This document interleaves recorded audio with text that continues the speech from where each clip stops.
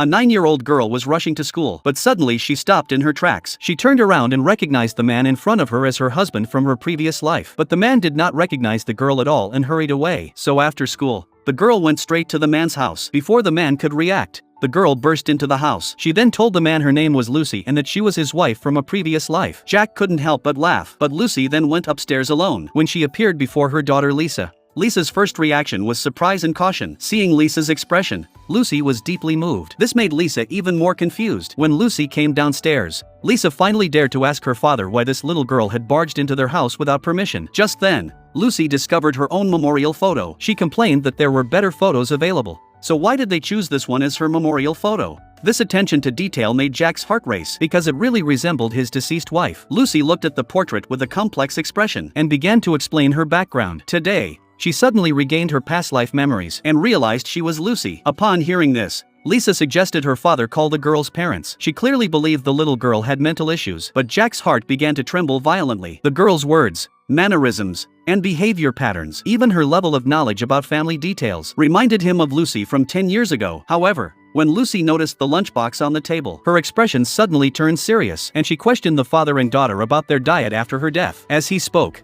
he skillfully picked up Lucy's most cherished tableware. This detail shocked both Jack and Lisa. Suddenly, the radio outside began to play. Lucy realized it was getting late and hurriedly grabbed her backpack to go home. Before leaving, she couldn't help but glance back at Jack, sighing that he had aged too quickly in the past 10 years. The next moment, the door closed softly, and the room fell into an eerie silence. The father and daughter stood there in silence for a long time. Jack's mind was still echoing with the girl's expression and tone from earlier. Those familiar details sent a chill down his spine. Lisa coldly reminded her father that he shouldn't let strangers into the house. After saying that, she turned and went upstairs, leaving Jack alone in the living room. He raised his hand to touch his face, which was filled with self-mockery and loneliness. Had 10 short years really made him so old? The next afternoon after school, Lucy once again came to her former home, but the house was empty. She knelt at the door and skillfully reached under the flower pot to retrieve the spare key. It was as if these habits had never faded from her memory. She opened the door and took out the money she had hidden. Then she pulled out the photo album from the living room drawer and began flipping through it. The photos in the album documented the once happy family of 3. However,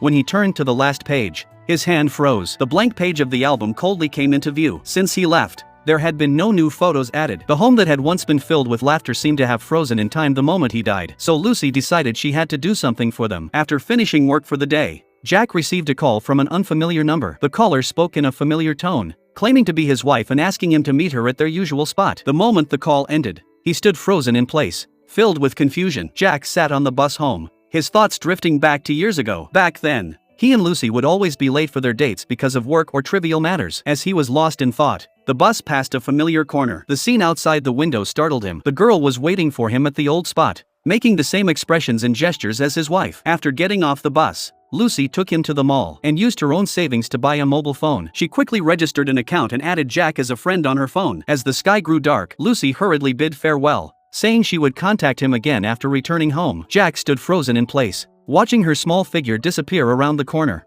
feeling as though a heavy stone had settled in his heart. The next morning, his phone buzzed repeatedly with notifications. It turned out to be messages from Lucy. That day, Lisa confided in her best friend. Her friend believed that a primary school student doing such a thing must have been instructed by their parents. Just then, Lucy came over. She ordered a black coffee like a mature adult. She then sat across from Lisa and asked about her life. After learning that Lisa was currently unemployed, she asked about her boyfriend. When Lisa said that this private matter was none of Lucy's business, Lucy proudly shared her own experiences of actively seeking a lover in her youth. But Lucy's concern had inadvertently touched on Lisa's most sensitive pain point. Lucy gently said, "It's so good to see you living a healthy life," her eyes sparkling with the tender love of a mother. But this statement completely ignited Lisa's anger. She told Lucy in a trembling voice not to show up again. In the afternoon, Lucy quietly looked at Jack, her eyes filled with pity and heartache. She asked Jack if he had been living like a zombie every day for the past 10 years since she left. Jack did not answer. He only lowered his head and fell silent.